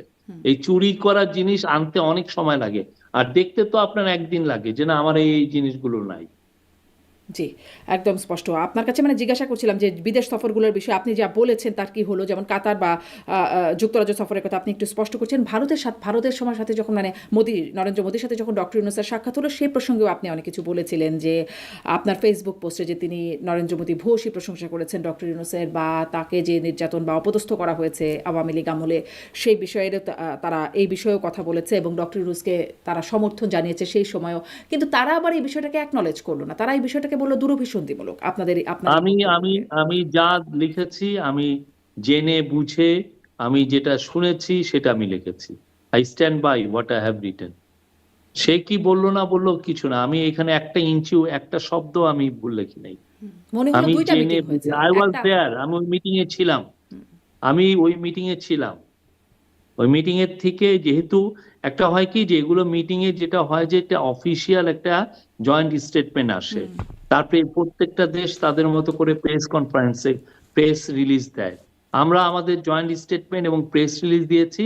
তারপরে এই যে এই অংশটুকু যেগুলো একদম অনেক বেশি পার্সোনাল পার্ট, হ্যাঁ, সেটা আমি আমার ফেসবুকে লিখেছি এবং আমি জেনে বুঝে, আমি প্রত্যেকটা কথা শুনে আমি লিখেছি। এখানে এমন না যে আমি সেকেন্ডারি সোর্স থেকে, I was there in the meeting. আচ্ছা, তাহলে তারা মিথ্যা কথা বলল যে কারণ তারা মিটিং এ এটা ছিলাম। অ্যাকনলেজ করলো না। তারা তারা তারা তারা যেভাবে, তারা তো অবশ্যই এগুলো জিনিস চায় নাই, কেননা এতে হয়তো আওয়ামী লীগের লোকরা হতাশাগ্রস্ত হয়েছে, তারাও আওয়ামী লীগদেরকে বুঝ দিতে চেয়েছে এটা বলে। আচ্ছা, আমি এবার একটু আসি যে গণভোট বা ভোটের বিষয়ে বলছেন, আপনি বলছেন যে আপনি ভোটে প্রশ্ন করবার মতো কিছু দেখেন না। কিন্তু এত কিছু হলো, নতুন সরকার হলো, মানে গণভোটও হ্যাঁ জয়যুক্ত হলো, যেটি হবারই কথা ছিল তেমনটাই হলো। কিন্তু তারপরে যেটি আসলে দেখলাম যে বিএনপি সংবিধান সংস্কার পরিষদের শপথ নিল না, এবং ধরেন গণভোটের বিষয়ে যা আছে সেখানে বিএনপির ইশতেহারে তার সাথে সাংঘর্ষিক বিষয় আসে আছে, যেমন উচ্চকক্ষ নিয়ে গণভোটে বলা আছে এটা প্রপোর্শনেট হবে, বিএনপি বলছে আসন ভিত্তিক হবে, এবং ভোটের বিষয়ে পরবর্তীতে কিসের সংস্কার পরিষদ বা কিসের গণভোট অবৈধ ইত্যাদি নানান বিষয়ে কথা শোনা যাচ্ছে। যে প্রশ্নটা আগেও করতাম যে এগুলো করে ভবিষ্যতে কি লাভ হবে, এগুলোর বাস্তবায়ন করা যাবে, এখনও যদি সেই প্রশ্নটাই আসে যে আসলে কি এটার কোনো বাস্তবায়ন হবে নাকি এটা আসলে গুড ফর নাথিং বা অগুরুত্বপূর্ণ কিছু একটা হলো বা অসডিম্ব টাইপের কিছু একটা হলো। এই বিষয়টা আমি কোনো কিছু অশ্বডিম্ব না, এটা খুবই মিনিংফুল রিফর্ম হয়েছে এবং আমার মনে হয় যে ইভেনচুয়ালি সবাই শপথ নিবেন এবং এই প্রত্যেকটা জিনিস যেগুলা এসছে, যেগুলা গণভোটে এটা রাটিফাই হয়েছে, রেফারেন্ডামে যেগুলো সবাই হা দিয়ে ইয়েস জানিয়েছেন, সেগুলা আমি দৃঢ় বিশ্বাস এটা আমাদের পার্লামেন্ট, আমাদের ইভেন এই যে সংবিধান বাস্তবায়ন পরিষদ যেটা, তারা এটা ইমপ্লিমেন্ট করবেন। আপনি এটা বিশ্বাস করছেন, মানে বিশ্বাসের কোনো ভিত্তি এটা আছে? আমি দৃঢ় বিশ্বাসী। ভিত্তি আছে, মানে যা এখন পর্যন্ত দেখলাম সংবিধান সংস্কার পরিষদে বিরোধী দল আমরা শপথ নিল, ভিত্তি সরকারি হচ্ছে দল নিল না। আমাদের আমাদের জুলাই মানে অভ্যুত্থানটা হচ্ছে আমাদের আশার ভিত্তি। আচ্ছা, আজকেই জনাব মাসুদ কামালের সাথে একটু কথা হচ্ছিল, তিনি বলছিলেন যে এটি আসলে এটার মৃত্যু হয়েছে এই জুলাই সনদের, মানে এখন পর্যন্ত নতুন সরকার আসার পর যা বাস্তবতা তিনি দেখলেন। আমাকে মাসুদ কামালের রেফারেন্স দিয়েন না, আল্লাহ দোহাই লাগে। উনি 80% কথা ভুলভাল বলেন, কি বলেন, কি কোনো পড়ালেখা করছেন বলে আমার মনে হয় না। কই থেকে আসছেন এগুলা? আচ্ছা, আমি একটু আপনাদের আরও কিছু, মানে আপনাদের সহকর্মীদের বিষয়ে জানছিলাম। তথ্য উপদেষ্টা রিজওয়ানা হাসান তিনি বলছেন যে এই সরকারের সময় বা অন্তর্বর্তী সরকারের সময় সাংবাদিকদের মত প্রকাশের জন্য কোনো সাংবাদিককে জেলে যেতে হয় নাই, এইরকম একটি বক্তব্য, মানে সত্য, সত্য। সত্য। আনিস আলমগীর আগের প্রোগ্রামে হ্যাঁ, নিয়ে কথা হয়েছিল, 100%। আনিস আলমগীর তাকে আসলে টকশোতে কথা বলেছেন, তার এফআইআর আপনি আনিস আলিপুরের আপনি চার্জ গুলো দেখেন না, দেখে দেখেছিলাম তো। বলেন যে তাকে কি তার মত প্রকাশের জন্য দেখেছিলাম অ্যারেস্ট তো করা তিনি হয়েছে টকশোতে কিনা। কথা বলছেন, টকশোতে কি বিষয়ে কথা বলছেন, আওয়ামী লীগের পক্ষে নাকি কথা বলছেন, টক সরকারের শো নিয়ে বিরুদ্ধে। কি ওনাকে চার্জ দেওয়া হয়েছে হ্যাঁ, তাই কিনা? তো হয়েছে, মানে এফআইআর তো সেটাই বলা হয়েছে যে না, তিনি এমন না, কথাই না। বলেছেন। তাহলে তার বিরুদ্ধে কি চার্জ? আপনি চার্জে কি দিয়ে চার্জ? আমি দেখেন তো এফআইআর দেখেছি। ওনাকে। আমি বললাম তো তার মত প্রকাশের জন্য তাকে অ্যারেস্ট করা কেন হয়। করা হয়েছে? আমার চার্জ গুলো আবার দেখতে হবে, বাট তার মত প্রকাশের জন্য তাকে অ্যারেস্ট করা হয়নি, এটুকু আমি বলতে পারি। জি, কিন্তু এই কথার উপরে, মানে আমি যেটা দেখেছি এবং এতদিন ধরে সংবাদ মাধ্যমে যে বিশ্লেষণ হচ্ছে সেটা কিন্তু আপনার এই বক্তব্যের সাথে সাংঘর্ষিক। আমি যেটা জানি সেটা আপনাকে বললাম। আমাদের অ্যাডভাইজার মহোদয়, তখন অ্যাডভাইজার ছিলেন রিজওয়ানা হাসানও, ওই আলোকে কথা বলেছেন। জি, মানে তাকে আসলে কি কারণে গ্রেপ্তার করা হয়েছে সেটি তাহলে আপনারা, মানে সেই বিষয়ে আপনারা স্পষ্ট না। আমার তো মনে হয় কি জন্য চার্জ দেখলাম তো তার, আরে ভুলে যাই। এখন চাকরি ছেড়ে দিচ্ছি, এগুলো দেখতে হবে আবার। আপনি যদি 10 মিনিটের বন্ধ রাখেন তাহলে আবার আমি একটু দেখে এসে আবার জয়েন করতে পারি। আচ্ছা, আর যদি না হয় তাহলে পরে আবার কোনো সময় বলবো না। আচ্ছা, আমি সেটির জন্য, অথবা আমি আপনার কাছ থেকে শুনে হলেও সেটা আমি হয়তো আমার সামনের লিঙ্কে আমি অ্যাড করে দেবো যে আপনি আসলে কি বলছেন, সেটি আমি জি। নিশ্চয়ই দর্শকদের জানিয়ে যাব। আমরা দেখেছি এই সরকারের সময়ে আনিস আলমগীর, মঞ্জুরুল আলম পান্না তিনিও বিরোধী মত প্রকাশ করেন, সরকারের বিরোধিতা করেন, তারা আসলে জেলে গেছেন। মঞ্জুরুল আলম পান্না জামিনে আছেন, কিন্তু আনিস আলমগীরের জামিন হয় না, তার বিরুদ্ধে পরবর্তী দুর্নীতির মামলা হয়েছে। আর ধরেন আগের সময়ের যে সাংবাদিকরা ছিলেন, যারা মূলত তেলবাজ সাংবাদিক হিসেবে খ্যাত বা কুখ্যাত, তাদেরকে সব হত্যা মামলা দিয়ে এই সরকারের আমলে তারা আছে, জেলখানায় আছেন, তাদের জামিনটা পর্যন্ত এই সরকারের আমলে হলো না। মানে এটা আপনি কোর্টকে জিজ্ঞেস করবেন, এটা কোর্টের বিষয়। আর আমরা তাদের এগেনস্টে কেসও দেইনি, এটা ভিকটিমরা, জুলাই অগাস্টে যারা ভিকটিম ছিলেন তারা কেস দিয়েছে, কিন্তু আপনারা আর তো বাকিটা নিজেদের কোর্ট বিরুদ্ধে যে দিয়েছে, মামলা, আর ধরেন কোর্টটা ডক্টর এখন ইউনূসের সম্পূর্ণ বিরুদ্ধে স্বাধীন। ভিকটিমরা যে মামলা দিয়েছিল সেটি তুলে নেওয়া হলো, বা অন্য রাজনৈতিক নেতাকর্মীদের বিরুদ্ধে হয়রানিমূলক মামলা যেগুলো ছিল সেগুলোও তুলে নেওয়া হলো। এটা তো সরকার করতেই পারে, নিজেদেরগুলো তো করে নিল। সেটার জন্য আমরা ওই ইয়েটা পেনাল কোর্টের তো 173-এর বোধহয় একটা ধারা ইনিশিয়েট করা হয়েছে, যে এর ফলে আপনি খুব দ্রুত পুলিশ ইনভেস্টিগেট করে একজনকে যদি দেখে যে না তার এগেনস্টে কোনো সাবস্টেন্সিয়াল চার্জেস নাই বা চার্জগুলো খুবই হয়রানিমূলক, তাহলে খুব দ্রুত তাকে ওইখান থেকে নাম ড্রপ করতে পারে। সেটার জন্য আমরা একটা ইয়েও করে দিয়েছি, কি যেন এই ডক্টর আসিফ নজরুল এইটা মুভ ইনিশিয়েট করেছিলেন, এবং এটার ফলে পেনাল কোড চেঞ্জও করা হয়েছে, যে যেই ধরনের হয়রানিমূলক মামলা হচ্ছে, তো যাতে মানুষ এখান থেকে মুক্ত, মানে যারা ভালো মানুষ, যারা হ্যারাসমেন্টের শিকার হচ্ছেন, তারা যাতে না হয়। জি। তো তারা সবাই হত্যা মামলা বা হত্যা চেষ্টা মামলায় আসামি হয়ে থাকলো, কিন্তু হলো না তো কোনো কিছু। সেটি তো খুবই স্পষ্ট তারা যে আসলে হত্যা করেন নাই, কিন্তু তারপরে তো এগুলো হলো না। আপনাদের বেলায় হলো, তাদের বেলায় হলো না কেন? আমাদের বেলায় কি হলো? মানে ধরেন এই যে মামলাগুলো তুলে নেওয়া হলো, খুব দ্রুত তদন্ত করে মামলাগুলো মিথ্যা প্রমাণিত হলো এবং তুলে নেওয়া হলো। এটা তো অনেক আগের থেকেই তো বোঝা যাচ্ছিল যে মামলাগুলো হচ্ছে ইয়ে কি যেন আহ, 2 নম্বরই মামলা, পুরোটাই আপনার পলিটিক্যালি মোটিভেটেড মামলা ছিল। আর এই যে সাংবাদিকদের বিরুদ্ধে হত্যা মামলা, এটি খুব সঠিক মামলা ছিল। এখানে তো অনেকগুলো, এটা শুধুমাত্র সাংবাদিকের এখানে নাম নাই, এখানে অনেকগুলো আছে। আর এখানে পুলিশ এখানে বাদী হিসাবে দেয়নি, এখানে বাদী হচ্ছে এলো ভিকটিমের ফ্যামিলি গুলো বাদী দিয়েছে, তারাই হচ্ছে এটাকে কেস দিয়েছে। ডক্টর ইউনূসের মামলাও কি পুলিশবাদী মামলা এটা তো ছিল? এখানে গভর্নমেন্ট এখানে কোনো রুলিং নেই। জি, মানে ডক্টর ইউনূসেরও যে মামলাগুলো ছিল সেগুলো কি পুলিশবাদী মামলা ছিল? সেগুলো তো নানান জনের মামলা ছিল। আপনি দেখেন না, বেশিরভাগই সরকার দিয়েছে। বেশিরভাগই, কম ভাগ তো ছিল না, সব মামলা তুলে নেওয়া অল হয়েছে। Of them all of them হচ্ছে politically motivated, each and every one.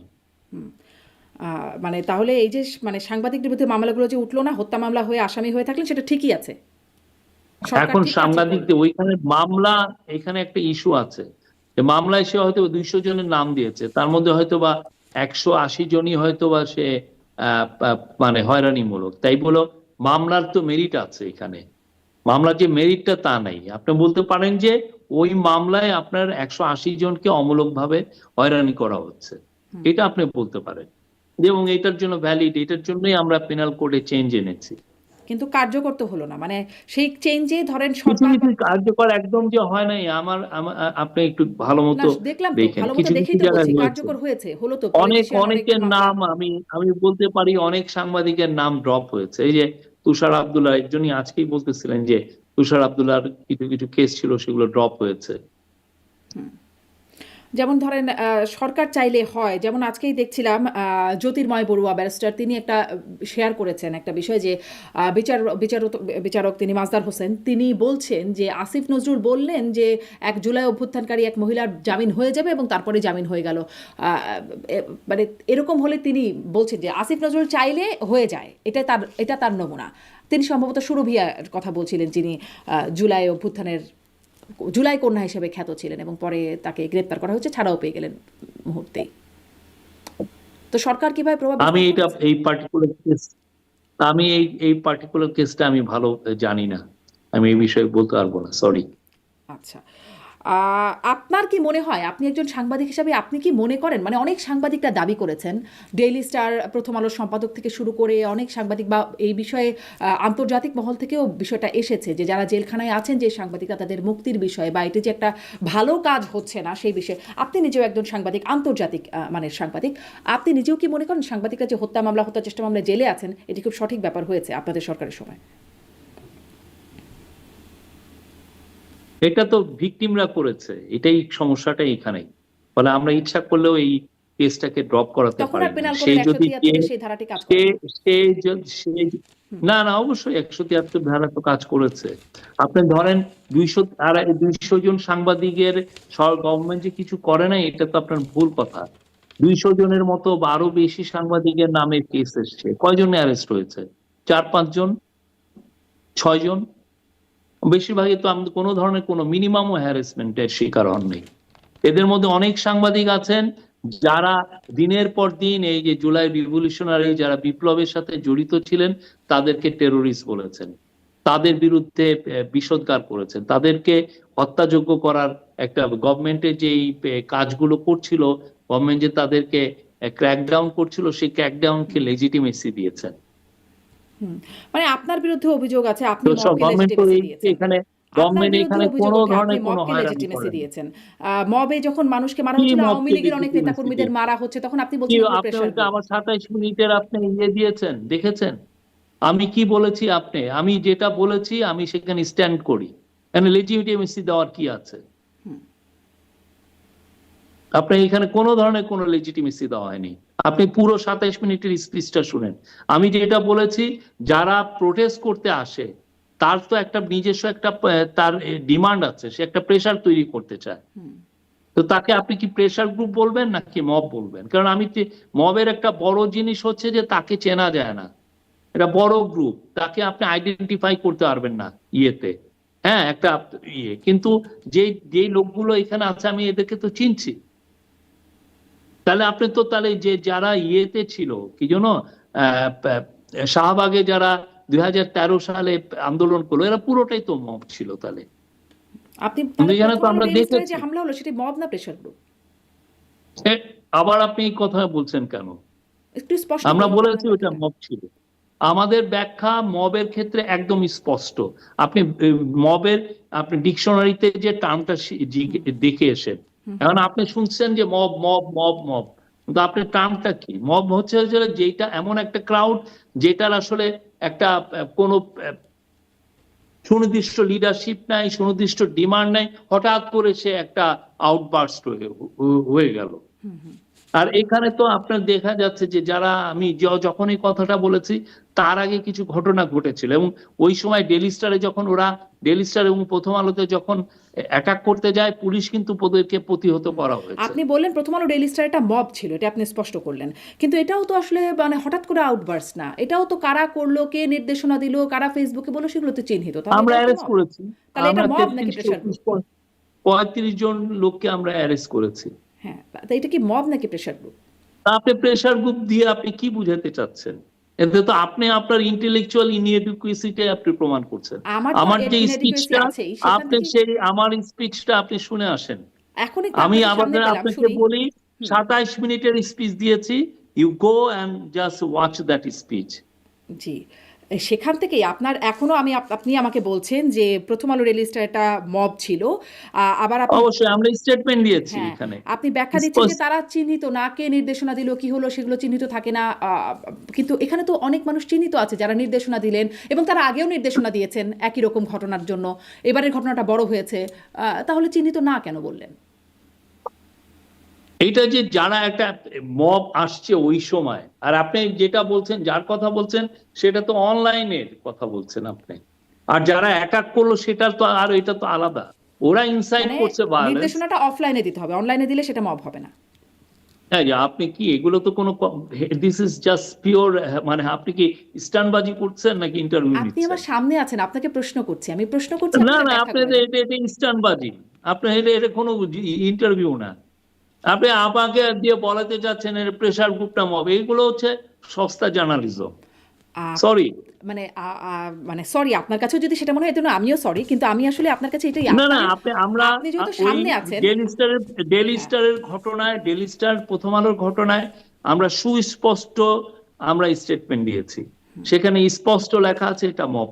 জি, আমরা মবের কথা কিন্তু বলছি, আপনি যে মবের অ্যাটাক মবের হয়েছে। ডেফিনেশন দিচ্ছেন তার সাথে মেলে কিনা, এটা আমি আপনাকে আবারও জিজ্ঞাসা করছিলাম যে না, এটাই আমি এইটা আপনি এই জন্য তো বললাম, আপনি ওই যে কিছু কিছু লোক এটাকে, আপনি যেগুলো অনলাইনে শুনছেন যে প্রেশার গ্রুপ, সেটা থেকে আপনি আপনি ওইটা এখানে এনে আপনি এই কথাটা, কিন্তু আপনি তো অরিজিনাল যে স্পিচটা আমি দিয়েছিলাম, ইউ নেভার হার্ড ইট। আপনি পুরোটা শুনে আসবেন কি আমি বলেছি। কিন্তু এখন আমি স্পষ্ট হলাম না যে চিহ্নিত থাকার পরেও সেটি আপনি বলছেন মব হবে না, কিন্তু চিহ্নিত থাকার পরেও এটাকে আপনি মব বললেন, আগেরটা মব না, কিন্তু আপনি এটা। এটা এটা আমি জানি না, আপনি মিনিংলেস কথাবার্তা বলতেছেন। আচ্ছা, আমি আসলে, আমি বলেছি যে মবের ক্ষেত্রে একটা ইয়ে থাকে, যেমন মব বাংলাদেশের বিগেস্ট মব কোনটা? এই যে হাসিনা লগি বইটা নিয়ে ডেকে নিয়ে আসছে, হাজার হাজার লোক এসে লগি বইটা নিয়ে 12 জনকে পিটিয়ে মেরে ফেলেছে অপোজিশনদেরকে, হাজার হাজার লোককে নিয়ে। হাসিনা এখানে স্পষ্ট বলতেছে তোমরা লগি বইটা নিয়ে আসো, পুরো মব তৈরি হয়েছে, মানুষকে মেরে ফেলেছে। তো এটা হাসিনা ছাড়া অন্য কেউ বললে সেটা মব হবে না? না, হাসিনা কেন, এর পরেও মব হয়নি? গত বছর তো অনেক মব হয়েছে। আপনি এই যে নুরাল পাগলার ওইখানে যে না, ধরেন কাজটা যেটা হাসিনা ছাড়া হয়েছে, যখন এটা তার পিনাকি ভট্টাচার্য থেকে বলছে, ইলিয়াস হোসেন তার বলছে, যখন শিবিরের তার নেতারা বলছেন, তখন লাশটাকে তো মব হলো উঠিয়ে না। নিয়েছে, তার লাশটা উঠিয়ে নিয়ে তাকে পুড়িয়ে দেওয়া হয়েছে। That was A mob.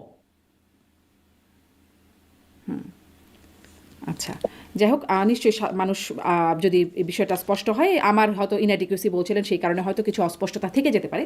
আপনি আপনার বক্তব্য যদি সাধারণ মানুষের কাছে স্পষ্ট হয়, মানে দর্শকের কাছে, নিশ্চয়ই সেটি খুব দারুণ হবে।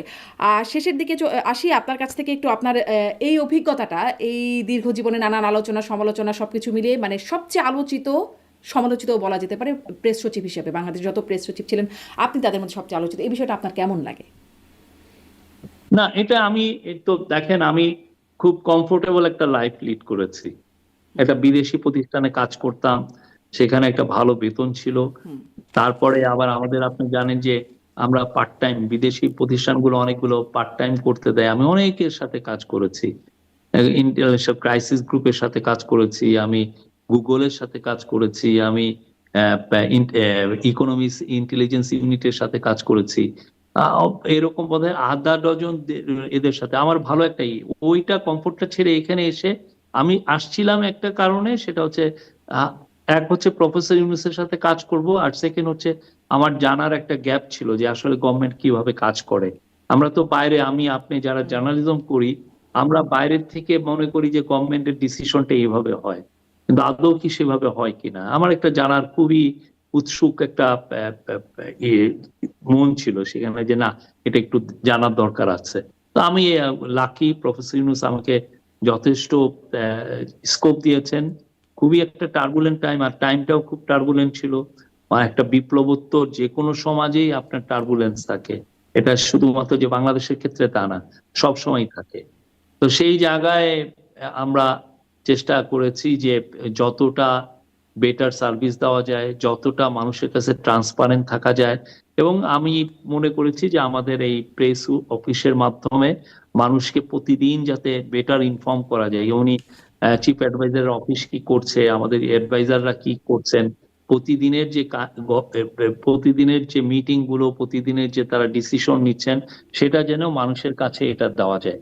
আগের চিফ, আগের প্রেস অফিসে ওনারা করতেন না, মেবি তারা ওইভাবে এম্পাওয়ার্ড হন নাই। বাট আমার ক্ষেত্রে আমি বলবো যে আমাকে উনি যথেষ্ট এম্পাওয়ার দিয়েছেন। ওনার সাথে যতগুলো মিটিং হয়েছে সবগুলোতে, একটা দুইটা মিটিং ছাড়া সবগুলোতেই আমি ছিলাম। ফলে ক্যাবিনেটে সাধারণত প্রেস সেক্রেটারির কোনো চেয়ার থাকে না, যে না প্রেস সেক্রেটারি নেয়ই না। সেই প্রথমবারের মতো চিফ অ্যাডভাইজার বলে দিয়েছিলেন যে যাতে ক্যাবিনেটে কি আলোচনা হচ্ছে, ক্যাবিনেটে কি ডিসিশন হয়েছে, সেটার জন্য আমি থাকি এবং আমি লিপিবদ্ধ করি। এবং ফলে আমি, যেটা হয়েছে যে এগুলো নিয়ে প্রতি সপ্তাহে আমরা 3 দিন প্রেস কনফারেন্স করতাম। আমার আগে কেউ প্রেস কনফারেন্স করতো না। এটা একটা চ্যালেঞ্জের বিষয়, কারণ আপনি মুখ ফসকে কি বলে ফেললেন আর মানুষ এটাকে কিভাবে ইন্টারপ্রেট করলো, সেটা একটা বড় একটা প্রবলেম। বাট ওভারঅল আমি বলবো আই এম লাকি যে আমি এই সময়টা এই গভর্নমেন্টে ছিলাম। এবং জি, কি করেছি, আমি তো জাজ, তো আমি না, আপনি জাজ বা আর একজন জাজ, তারা বলবে যে ওকে উনি ভালো করেছেন না উনি বাজে করেছেন, ইটস ইওর, মানে ইটস, আপনারা জাজ করবেন। একটা বিষয় আপনাদেরকে জাজ করা হয়, যেটা হচ্ছে আপনারা অনেক মানে চুক্তি, আপনি অবশ্য বলেছিলেন আপনাদের সবকিছু করার ম্যান্ডেট আছে, কিন্তু আপনারা অনির্বাচিত হয়েও, অনির্বাচিত সরকার হয়ে বেশ কিছু চুক্তির বিষয়ে গেছেন। যেমন সম্প্রতি দেখলাম হোয়াইট হাউস থেকে দেখানো, যেটি চুক্তিতে দেখানো হয়েছে যে বাণিজ্য চুক্তি, যেটি এই অন্তর্বর্তী সরকার যুক্তরাষ্ট্রের সাথে করেছে, এরকম কিছু চুক্তি, এগুলো কি আপনারা নতুন সরকারের জন্য চাপ রেখে যাচ্ছেন না? কারণ বিএনপির লোকজনও কিন্তু এই চুক্তিগুলো সম্পর্কে জানে নাই যখন আপনারা চুক্তিগুলো করেছেন। না, এটা বিএনপি জানে না এটা বলা ঠিক না। আর সত্যিকার অর্থে আপনি এমন, ওরা তো রেসিপ্রোকাল ট্যারিফ এপ্রিলে যখন 37% করলো, তখন আপনি আপনার রেডিমেড গার্মেন্টস সেক্টরে বাঁচানোর জন্য হলেও আপনার নেগোসিয়েশন করতে বাধ্য হলেন। এমন না যে আমি ওকে ওরা 37% দিয়েছে আমি চুপচাপ থাকি, ইলেকশন তো আগামী বছর ফেব্রুয়ারিতে ইলেক্টেড গভর্নমেন্ট এসে তাহলে, কেন ততদিনে আমার 8-10 মাস চলে যায়, আমার কোম্পানিগুলো সব লাটে উঠবে। তো আমরা সেই অনুযায়ী এই গভর্নমেন্টের ম্যান্ডেট প্রথম থেকে আমরা বলছি, এই গভর্নমেন্ট যেই কনস্টিটিউশনের যেই ধারা এই গভর্নমেন্ট তৈরি হয়েছে তার সবকিছু করার ম্যান্ডেট ছিল। এটা আপনি অ্যাটর্নি জেনারেল আমাদেরকে লিখিত দিয়েছেন যে না, this government can do anything. তো আমরা সেই আলোকে তো এই গভর্নমেন্ট সেই কাজগুলো করেছে এবং এই নেগোসিয়েশনটা গভর্নমেন্ট করেছে। করার আপনার মনে হতে হবে যে এখন এই যে রুল বেস যেটা ওয়ার্ল্ড, যে ডাব্লিউটিও, সেটা এখন নাই। এটা একটা অনেকটা ট্রানজাকশনাল ওয়ার্ল্ড। সে একটা রেসিপ্রোকাল ট্যারিফ দিয়ে আপনার একটা দেয়াল তৈরি করে দিয়েছে তার মার্কেটে। এখন আপনি এই দেয়াল টপকিয়ে আপনি তার মার্কেটে ঢুকবেন। এখন এই দেয়াল টপকানোর জন্য আপনি তাকে কি কি দিবেন সেটা সে সরাসরি স্পষ্ট। এখন আপনি যদি কিছু না দিতে পারেন, আপনার সেই দেয়ালটা 37 ফিট বড় লম্বা হবে। মানে আর আপনি আমরা যদি ভালো কিছু, যা দিলাম আর যা পেলাম তার হিসাবটা কি বরাবর হ্যাঁ, হয়, নাকি আমরা অনেক আমার কিছু মনে হয় যে দিয়েই আমরা গেলাম? যা দিলাম এবং আমরা যে ভালো ডিল করেছি তার উত্তরটা রাহুল গান্ধী দিয়েছেন লোকসভায়। তারা ওরিড হয়ে গেছেন যে বাংলাদেশ যেই বেটার টার্ম পেয়েছে রেডিমেড গার্মেন্টসে, ওদের কটন দিয়ে যদি আমরা, ওদের কটন এবং ম্যানমেড ফাইবার দিয়ে যদি আমরা কাপড় চোপড় বানিয়ে আবার ওদের মার্কেটেই রপ্তানি করি, সেখানে রেসিপ্রোকাল ট্যারিফটা জিরো হয়ে যাবে, যেটা তাহলে তো ইন্ডিয়ার ওদের ক্ষেত্রে। উপরে নির্ভরশীলতা থাকবে, তাই না? ওদের কটন নিতে হবে, ওদের। না, এটা আপনি বুঝেন না। তাহলে এটার আমার লাভটা হচ্ছে যে আমি তার কটনটা, আমি আমার তার ফার্ম লবিটা আমার সাথে থাকলো এবং আমি তার মার্কেটে, আমি যেটা আপনি জানেন তো আমেরিকান গার্মেন্টস এর মার্কেট $300-400 বিলিয়ন। আমার এখন আমি আমেরিকায় 8 বিলিয়ন ডলার এক্সপোর্ট করি। আমার এটা ধানাদান, আমি এটাকে 50, 60, 100 বিলিয়ন ডলার পর্যন্ত নিতে পারবো যদি আমি সেভাবে ওদের কটনটাকে ইউজ করতে পারি। ইটস এ ম্যাসিভ, আমাদের জন্য দরজা খুলে গেছে। এখন যদি তারপরেও এই চুক্তিতে একটা এক্সিট ক্লজ আছে, যদি মনে করে যে না, আমরা যে এগ্রিমেন্টটা করেছি, যে এই গভর্নমেন্ট, এটা ঠিক হয়নি, এটা ইয়ে করা যায়, সেই জন্য এক্সিট ক্লজটা রাখা হয়েছে। সেখানেও এক্সিট তো অনেক ক্লজটা শর্ত আছে, সামনে, তাই না? না, কোনো এক্সিট ক্লজে কোনো শর্ত নাই। এক্সিট ক্লজে বিএনপি গভর্নমেন্ট বলতে পারে যে না, আমি এই এই এক্সিট করলাম, আমি এই এই এই এগ্রিমেন্ট মানি না। বাট যখনই আপনি এই এগ্রিমেন্ট মানবেন না, তখন আপনার রেসিপ্রোকাল ট্যারিফ এখন তো 19 আছে, সেটা আবার 37-এ যাবে। এখন আপনি কি এটা অ্যাফোর্ড করবেন কি করবেন না? আর আপনি বলছেন যে আমরা বোয়িং কিনেছি, আমরা এই ফার্ম প্রোডাক্ট কিনছি। এটা আপনি প্লিজ ইন্দোনেশিয়ার যে চুক্তিগুলো আপনি দেখেন, অনেকে মিলাচ্ছেন হচ্ছে মালয়েশিয়ার ক্যাম্বোডিয়ার চুক্তি। আমরা সবাইকে বলবো ইন্দোনেশিয়ার চুক্তিটা দেখেন। ইন্দোনেশিয়া, আমরা তো বোধহয় কত 25টা বোয়িং কেনার কথা বলেছি, ইন্দোনেশিয়া বোধহয় 150টা বোয়িং কেনার কথা বলেছে। আমরা তো বোধহয় কত বিলিয়ন ডলারের কথা বলেছি, 5-6-7 বিলিয়ন। ও, আমি জানি না, এটা আমার জানতে হবে। আর ইয়েতে সাউথ কোরিয়াকে কিনতে হবে 340 বিলিয়ন ডলারের ইয়ে। সাউথ কোরিয়ান অ্যাম্বাসেডর এসে আমাদেরকে বলে গেছেন। তো এখন তো এই রেসিপ্রোকাল ট্যারিফের যে তাদের যে আপনি তার মার্কেটে তার ইমব্যালেন্স ছিল আমাদের সাথে, ট্রেড ইমব্যালেন্স, সেটাকে ব্যালেন্সে নিয়ে আসতে চাচ্ছে।